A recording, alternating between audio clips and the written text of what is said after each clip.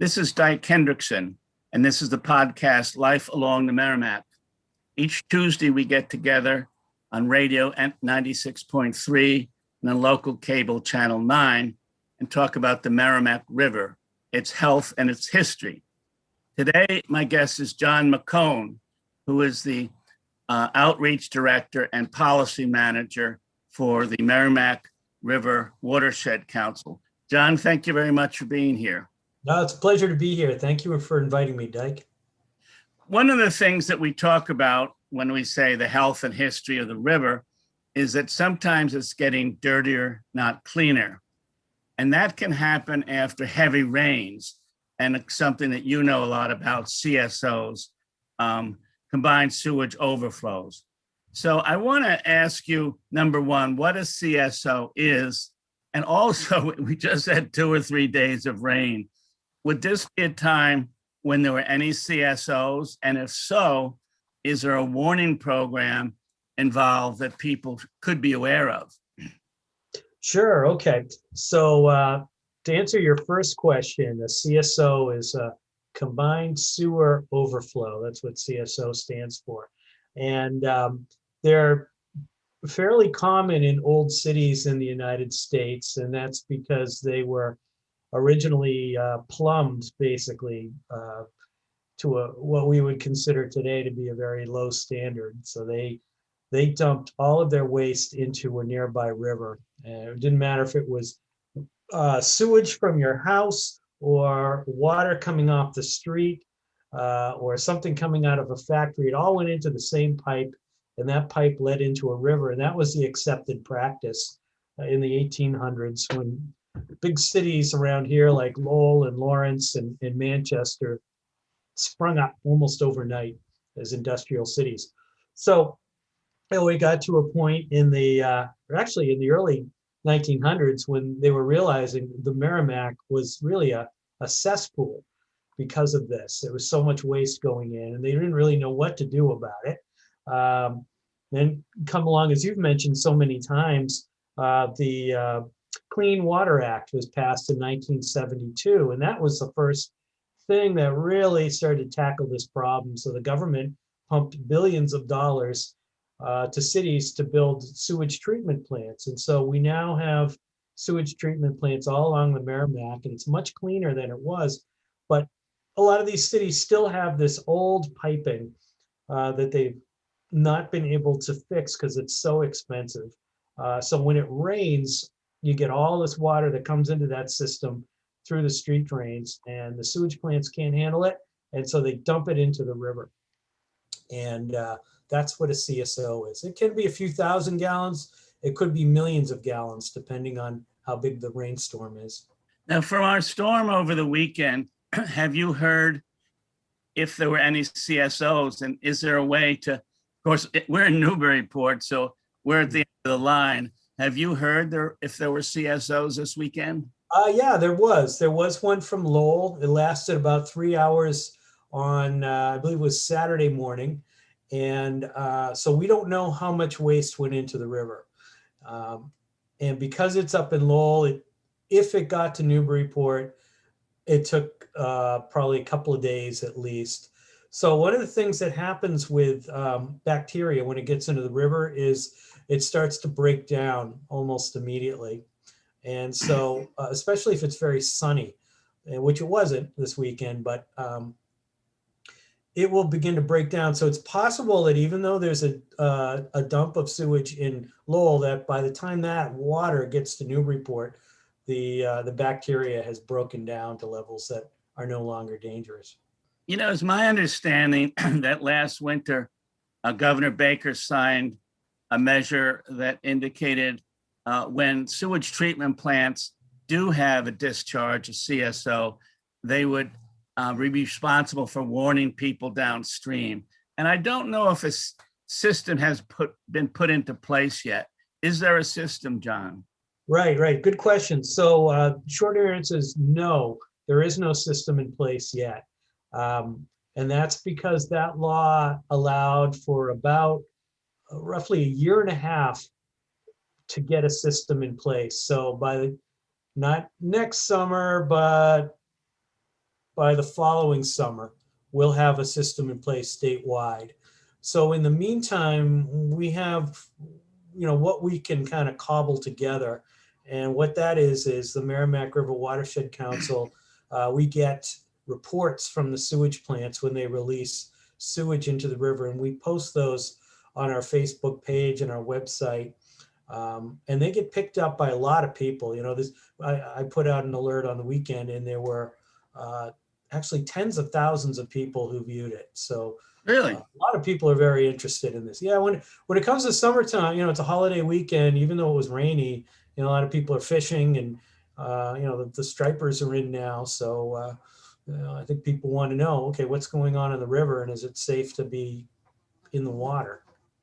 Well, that's a good element, because in some areas people do still go swimming.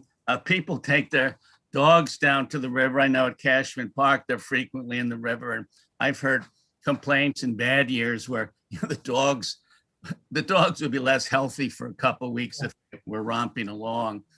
So if I hear you correctly, there was a discharge. There will be. You put out a warning yourself. And how long do you think the river would be vulnerable after such a discharge? Okay, that's like the $1 million question, Dyke. We don't know because the Merrimack is such a complicated river. Tidal river, big river, you got all these dams on it. So what we've been doing is we've been testing the water around from Lowell all the way down to Plum Island after these storms to see how this plume moves down. Mm-hmm. And it's not always easy to predict because a lot of it depends on how fast the river is flowing, and how big the storm was. So I haven't seen any results from this past storm, but now this past spring, I think the Watershed Council had some volunteers out there testing the water. Can you talk a little about that? Like, where were they testing, and to whom would they give the samples? Sure, yeah. So that testing is part of a initiative by the city of Newburyport to have its own alert system in place. So Newburyport is way out ahead of other communities along the Merrimack in this regard.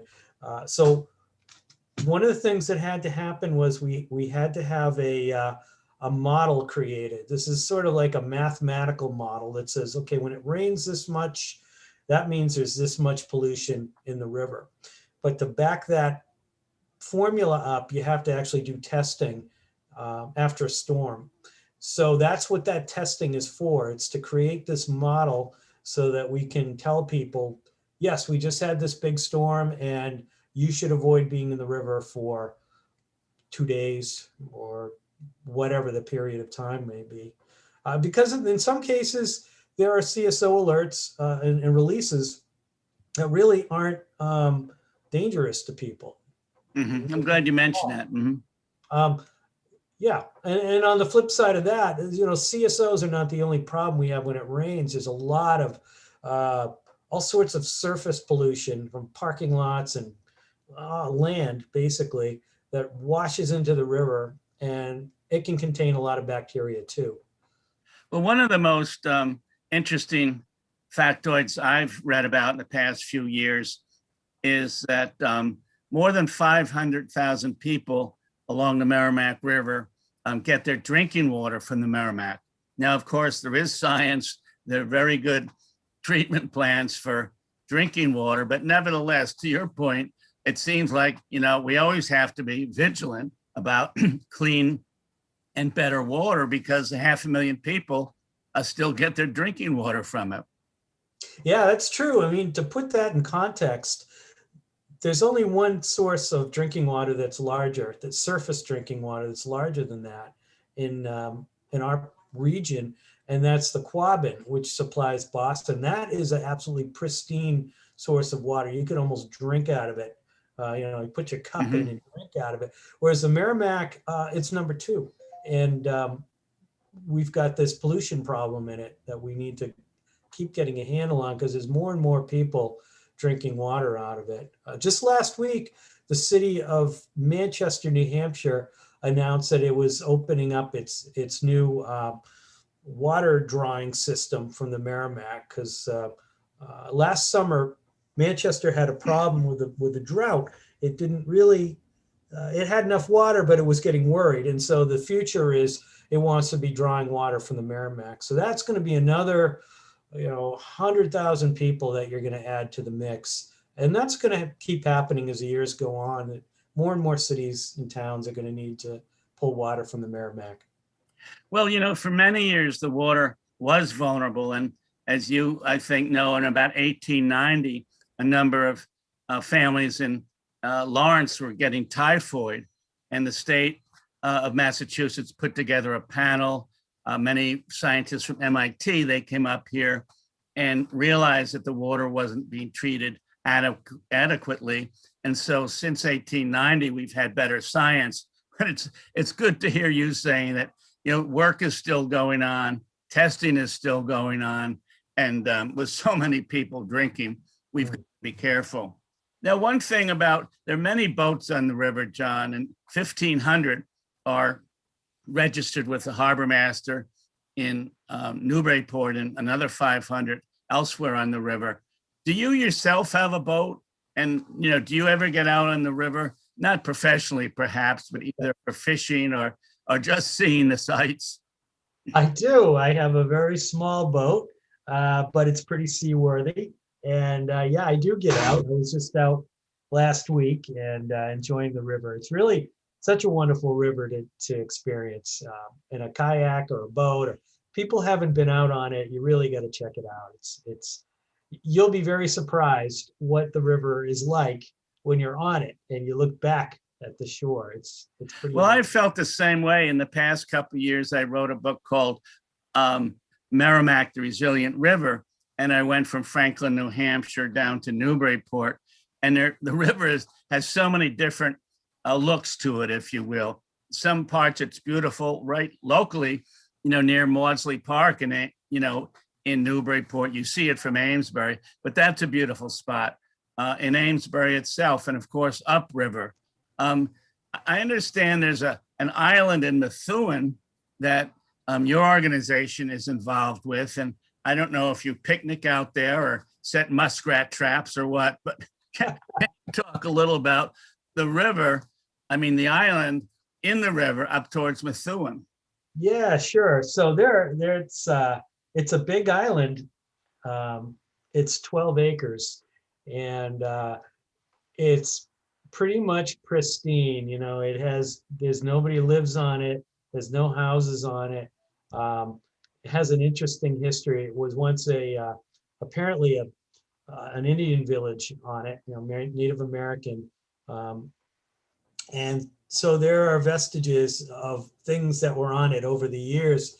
We discovered there's a grave on it and some other minor ruins here and there. So what we're hoping to do, we're looking at, is turning it into a place where kids can go to learn about nature and learn about the river, because it's a pretty unique site. It's completely, you feel like you're in another world when you're on this island. Mm-hmm. Well, we talk about the good wildlife in the river. You mentioned stripers were starting to come in. How about the legendary sturgeon? I was talking to Martha Moulton, who owns a Surfland bait casting and fish shop down in the island. And she says, actually, there are a lot of sturgeon in the river. They left for a long time. They seem to be coming back. And I understand people don't catch them so much as occasionally they hook them. But I must ask you this. You're the former editor of the Daily News here in Newburyport. Are there sturgeons or those large fish, great white sharks, just loitering in the Merrimack? Well, I've not seen a great white shark in the Merrimack, but yeah, you do see some unusual things. And as I mentioned, I was out in the boat last week and we encountered 4 sturgeon. And so the reason there's sturgeon is because they leap out of the water really dramatically. They'll go up 2 or 3 feet in the air. And so you see them in their entire bodies, which is pretty neat. So 4 of them we saw, and there are hundreds more that are in there. In fact, we had a scientist who gave a program online about a month ago, and he was talking about sturgeon in the Merrimack. And they discovered when they were building the 95 interstate bridge, that there was an area pretty close to it where there were about 4,000 sturgeon that were hibernating. They just sit on the Really? bottom of the river, and they got these incredible side scan photos of them, just clustered all together in straight lines. It's almost as if they had been placed there, very and Yeah, very that is patient. a little known fact, I've got to say, but very interesting. Why is it that sturgeon don't take bait? Is there a scientific reason for that? Because people supposedly don't catch them. Yeah, I guess they well they don't eat. They're not like a striper where they're looking to eat actively bait. So they're more of they have sort of a sucker on their mouth, and so they're eating much smaller organisms that they're coming across. They're not hunting for smaller fish, so that might be part of the reason. People do occasionally snag them, and it might be if they're putting down a piece of bait on the bottom Mhm. and the sturgeon pulls it up. Well, in addition to doing a little better, I understand, the birds are more robust, particularly the eagle. And Yeah. you folks probably don't study the eagle specifically, but one thing I read, and, as climate change opens up the river in the winter a little bit, there seem to be more eagles coming back to the Merrimack. Why would that be, John? Yeah, that's certainly the case. Well, I mean, one of the good reasons is because it's a cleaner river, and also that the population of eagles in general is growing. We also have some spots along the river that are ideal for uh, eagles for habitat in the winter. For example, around Deer Island, and Yes. the ice breaks up there. You've got that tidal action happening, and so they're able to fish. And I'm sure you've probably seen these incredible photos people have taken of eagles that they catch their fish and then they drop them onto a sheet of ice on the river, and they're all floating down and they're all eating this fish. People will get a bunch of photos. It's really neat to see it, but it's just part of their healthy habitat. In terms of summertime and the Watershed Council, you're an educational group, not a summer camp, of course, but are programs this summer that the Watershed Council is involved in, either testing or I think you were thinking about a kayaking or canoeing event. Do those things happen at this time of year? Yeah, so we're sort of emerging now into the open from COVID, and so that's a positive thing. And what we're doing is we're running kayaking trips on the Merrimack about every 2 weeks throughout the summer, and they'll be in all different portions of the river from around Newburyport up through Concord and everywhere in between. So people are interested in checking those trips out, and those are guided trips. Um, Check out our website, What is and your website, John? it's Merrimack with a K.org. O-R-G. So there's a lot of info about what we're doing. We'll also have more programs during the summer. I think we'll be doing some walking tours and hikes and in-person events. We just did an in-person event in Newburyport last week, and that was the first one we had done in a while. We've been doing some cleanups too, and we'll be doing more of those throughout the It summer. seems like cleanup, despite all our good intentions, it seems like there's always something to clean up. Is that an accurate element of thought here? I mean, is the river always going to be a place where plastic bottles turn up or beer cans or whatever? Is that a challenging element? Yeah, I think you're right. I mean, we'll never really get a total handle on it. It's, I guess, human nature to throw things into the river or out the window or whatever.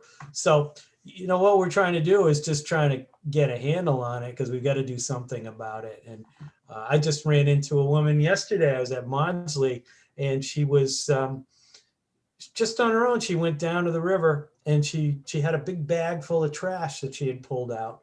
And, if enough of us are doing those sorts of things, it starts to make a difference. Mhm. And so that was really neat to see. There are people in Newburyport who engage in this thing called plogging. Have you ever heard of that? I don't know that word.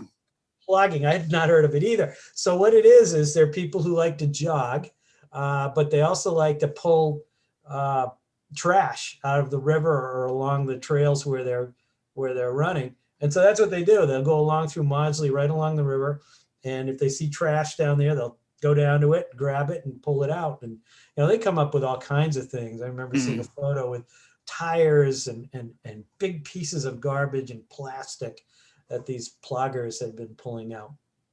So, Well, there is a chap upriver Rocky Morrison, who has his own vessel, as I understand it, around Haverhill and Methuen, and it's maybe 20 to 24 feet, but it's a stand-up. You can stand up easily. And I've seen him out at work, and he's picking up cans and plastic. And are you familiar with him? And is that a program that gets as far down as Newburyport? yes, I am. So he operates in all different portions of the river, and I think he's even pulled out cars. I know he pulls out bikes and all kinds of metal that he comes across rusting in the river. So he is, I think right now he's focused around Methuen and Haverhill and maybe Andover as well. But individual cities have entered into contracts with him from time to time to clean up the river. One of the things he does is he puts a boom out across a section in an area where he thinks he might be able to collect trash, due to the flow of the river. And so he'll pull out a lot. Well, one of the most inglorious moments happened 4 or 5 years ago in terms of trash, when a sewage treatment plant in Hooksett, New Hampshire, had an experimental technology which involved discs that were about the size of a silver dollar. Something went wrong on a big weekend when it rained. Yeah. Millions of discs suddenly were in the Merrimack. Am I correct on this? Well, except for story one on it. And their first comment was, I think a few hundred got away. Then it was a few 100,000 they owned up to. Finally, it was in the millions, as I remember. In the millions. Right. So it was actually 10 years ago. And I think it was 2011. So people are still finding them. Yeah, there were millions. I think the figure I saw was something like 8 million. And so, they've turned up all over the world now. I've heard a couple came up in Portugal and Spain. I mean, they weren't heavy, so to some degree, they could be pushed down the river. They didn't go right to the bottom, but they've been around for a long time. They have. So we get questions once in a while from people saying, "Hey, was there another release of these things?" They keep finding them. But what's going on is they get caught all along the Merrimack. There's still probably thousands of them in the Merrimack itself. They're caught in reeds or along shorelines. And if we get a flood or there's somehow they're disturbed, they might release and they'll wash up on the shore. I found some in Newburyport this spring, a couple down by Castle Park. So they're still there. I'm talking with John Macone. He is the outreach director and policy leader for the Merrimack River Watershed Council. This is 96.3 Joppa Radio and Channel 9 local cable. And we frequently talk about the challenges of the Merrimack, John, in terms of pollution and things in the river. But I think there have been victories as well. And to my understanding, Manchester, New Hampshire, which has been one of the largest polluters in the Merrimack, recently entered an agreement that could make their end of the river a little cleaner. Could you talk about that a little bit? Yeah, so Manchester, you're right, is the city that releases the most CSO volume into the river of all the communities that release there. So there are 5 communities, and Manchester accounts for about 45%. So that's almost half. Oh, under the Clean Water Act, they're actually allowed to do that with permission from the federal government. But the other piece of that deal is they have to continuously be working on eliminating that CSO Mhm. flow. So they've just announced that they're going to be spending almost $250 million to reduce their CSO volume by about 70%. The $231 million over 20 years. So that's a significant reduction when you're talking about the biggest source of pollution.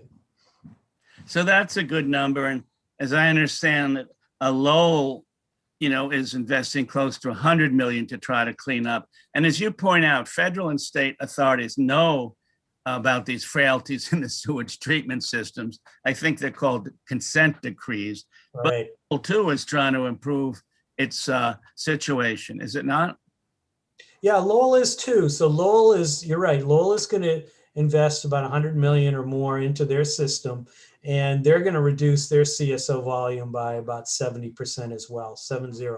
So you take those two together. Lowell is about, I think it's 38% of the Mhm. flow. Manchester's 45. So you're talking 80% of the CSO between those two, and each of Well, them, that sounds like good numbers and, yeah, a good future for the river. What right. are your favorite parts of the river, John, if you were to think about it? You have a vessel. I don't know how far you go up, but you know, what do you think of when you say, well, I may get in the boat and go here, down to Joppa or maybe, up past Amesbury off of Main Street. Where do you like to go? Yeah, so I haven't traveled a lot through New Hampshire, so I can, but I have through the Newburyport area. So I can say a couple of areas I really like. One is what's called the back channel in Newburyport. So when you're in Newburyport, you look out off of Merrimack Street, and there are two islands there that are right in front of you, Carr Island and Ram Island. And on the other side of them is this channel that is, you go down there and there are no houses that you can see. It's all kind of salt marshy and beautiful. You think you're, 1,000 miles in the wild Hmm. from here. It's really pretty Sounds great. spectacular. Yeah, another one I really like. I don't know if I'd call it my favorite place, but a neat spot is in Haverhill. There's a shipwreck on the shore of the Merrimack. It's an old wooden ship, and it's thought to be built around 1855, and it looks to be about 80 or 90 feet long. And you pass by it. It's right there on the side of the river. It's Gee, really pretty amazing. that sounds good. Well, John, we're about out of time, but I want to mention the listeners and viewers that John Macone, with whom I'm speaking, will be back in 2 weeks, and he'll be talking about some of the statistics that his organization has come up with, some of the challenges, and some of the elements involved in when the river meets Plum Island. Plum Island is much affected by the Merrimack River, of course. John, thank you very much for being on the show today. I look forward to 2 weeks from now as well. And good boating, as they say. You'll be going out in the next couple of days. It looks like we're going to have some good weather. I hope so. Thanks so much, Dyke, for having me on. I Okay, always appreciate it. that's it for us. And I'll be back next week on Life Along the Merrimack, and John Macone will be here in the middle of June. Thank you very much.